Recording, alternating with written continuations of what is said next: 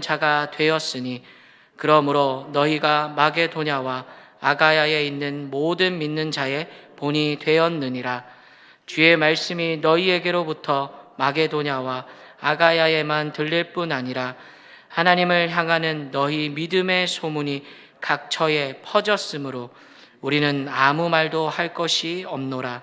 그들이 우리에 대하여 스스로 말하기를 우리가 어떻게 너희 가운데에 들어갔는지와 너희가 어떻게 우상을 버리고 하나님께로 돌아와서 살아계시고 참되신 하나님을 섬기는지와 또 죽은 자들 가운데서 다시 살리신 그의 아들이 하늘로부터 강림하실 것을 너희가 어떻게 기다리는지를 말하니 이는 장래의 노하심에서 우리를 건지시는 예수시니라.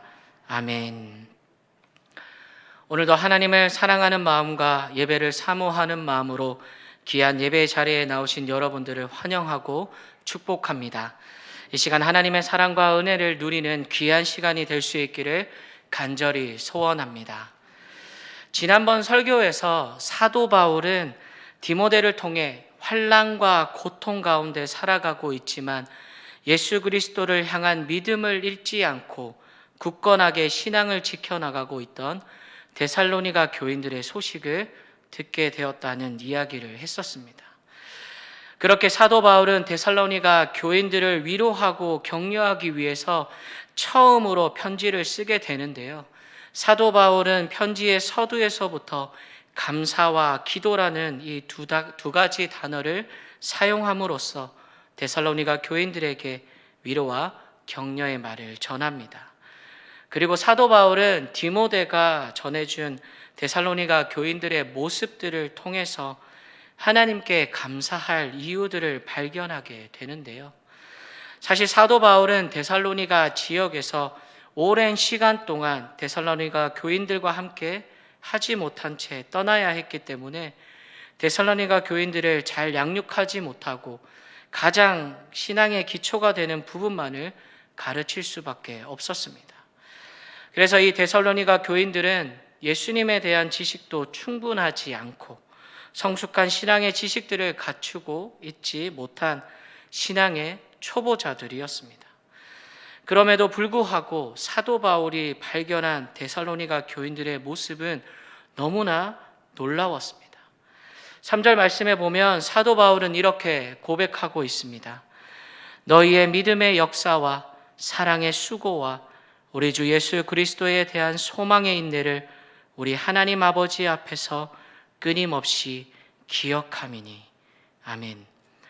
사도 바울이 이야기하고 있는 감사의 내용들은 데살로니가 교인들이 믿음의 역사와 그리고 사랑의 수고와 소망의 인내를 가지고 있다는 것이었습니다.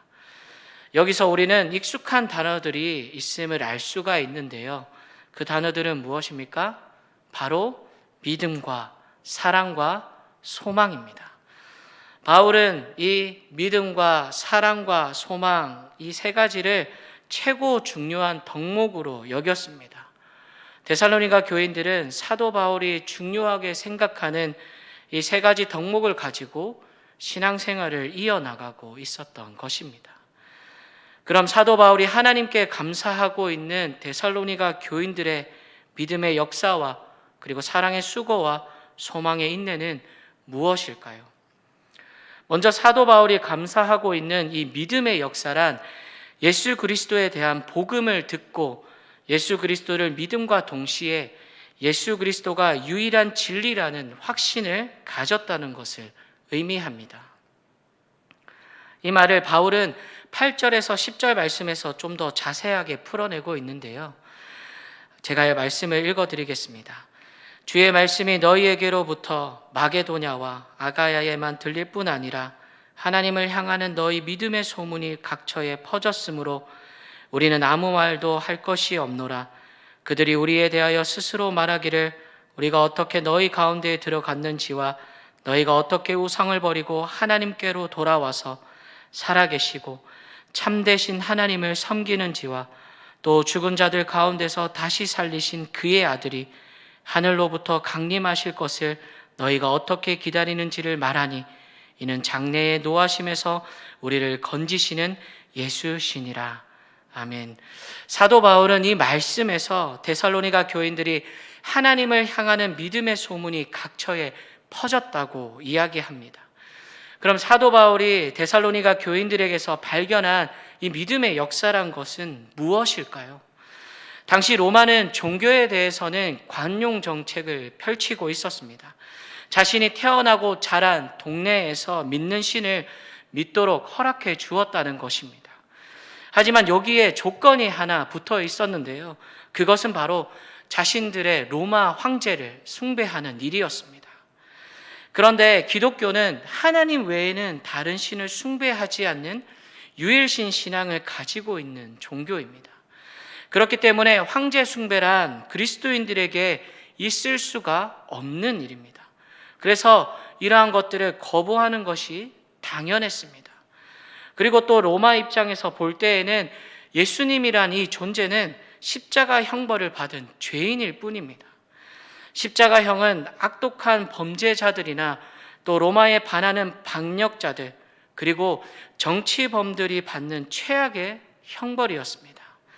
그런데 로마에서 최악의 형벌을 받은 예수님을 믿는 것도 모자라서 로마의 황자에게 쓰는 단어였던 주라는 이 단어를 예수님께 쓰고 있었습니다. 그래서 이렇게 행동을 한다는 것은 로마의 입장에서 반역과 마찬가지로 보였을 것입니다. 그렇기 때문에 십자가의 형벌을 받은 죄인을 나의 구원자이시며 주님이라고 받아들이고 믿는다는 것, 그리고 더 나아가서 그로 인해 핍박을 받고 죽음도 각오한다는 것은 너무나도 어려운 일입니다.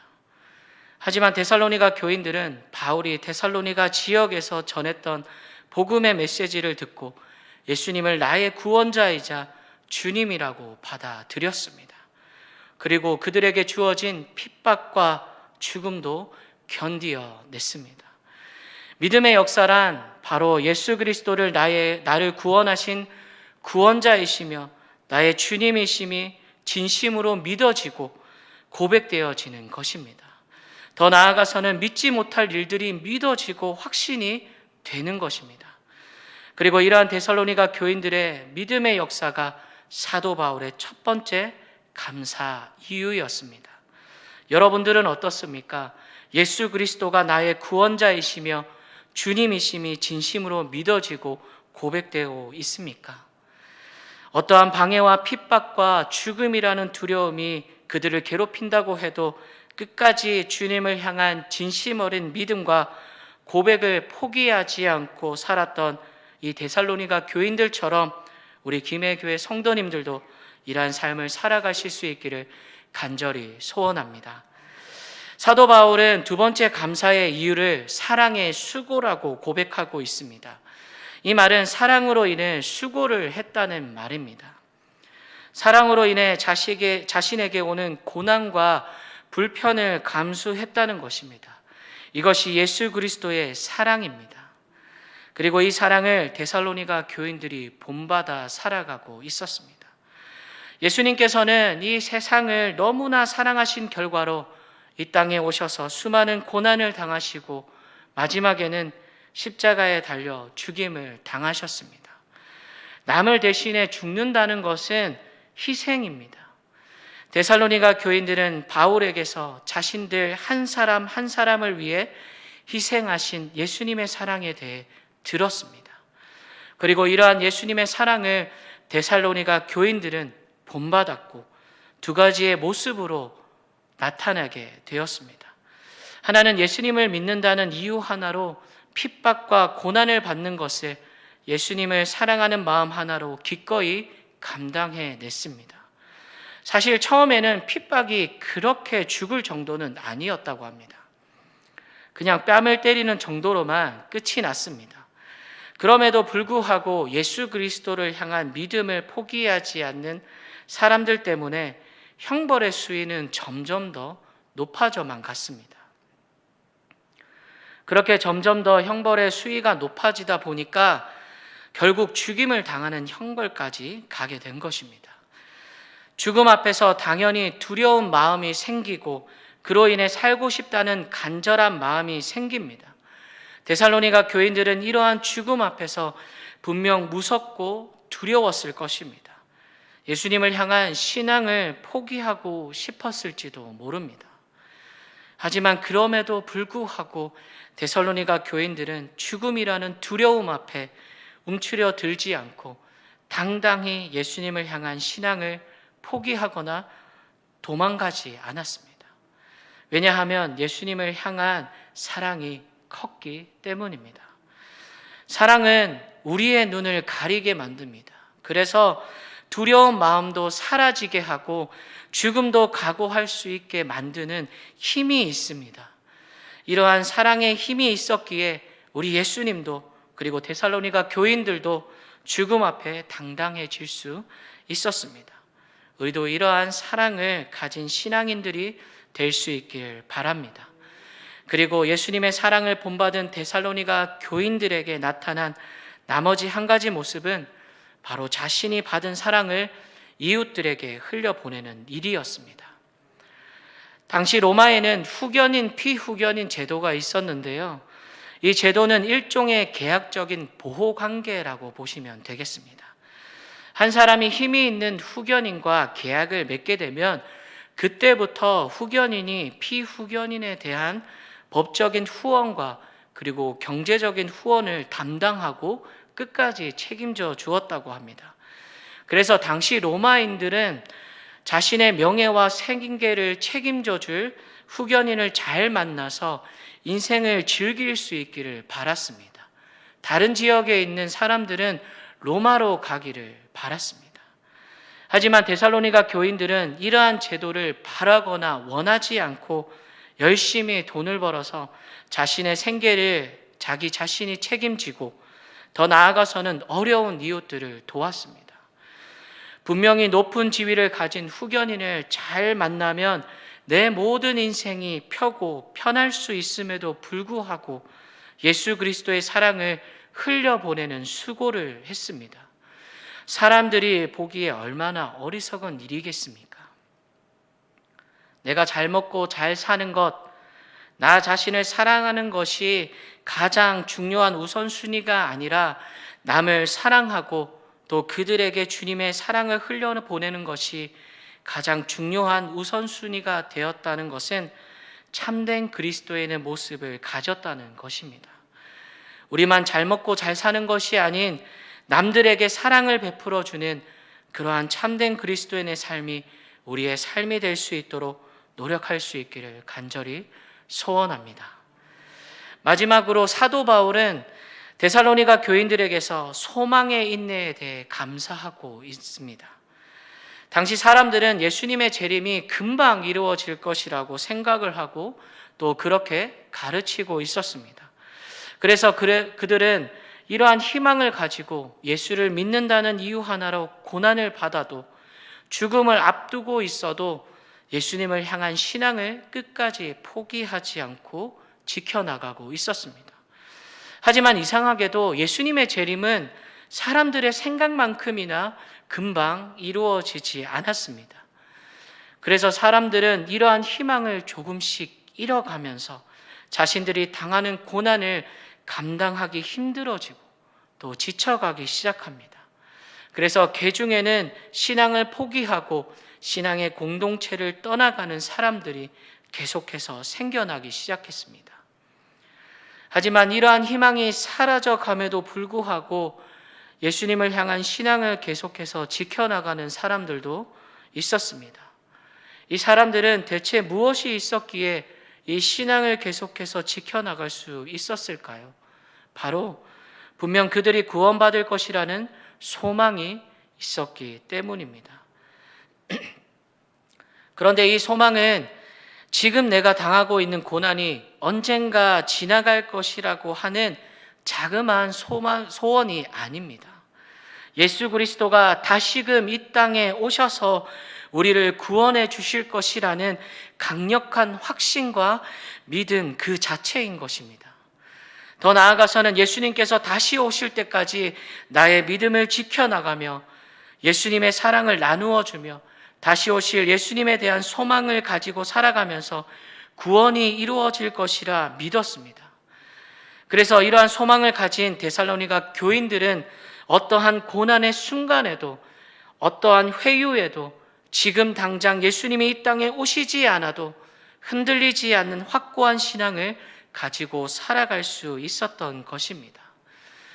이렇게 데살로니가 교인들은 바울이 없는 시간 동안 믿음과 사랑과 소망의 공동체가, 그리고 하나님이 원하시는 공동체가 되어 있었습니다.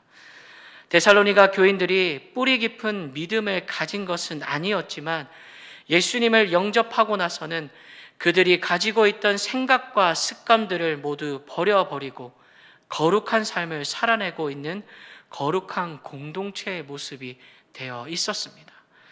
그리고 이 모습이 바울의 감사의 이유이자 하나님의 기쁨이 된 것입니다. 그럼 데살로니가 교인들에게 이러한 변화가 어떻게 가능했을까요? 그것은 바로 성령님께서 그들과 함께 하셨기 때문입니다. 만약 성령님이 함께 해주시지 않았다면 디모데가 데살로니가 교인들을 만나러 갔을 때 그들은 그리스도인이 아닌 다시금 비신자가 되어 있었을지도 모릅니다.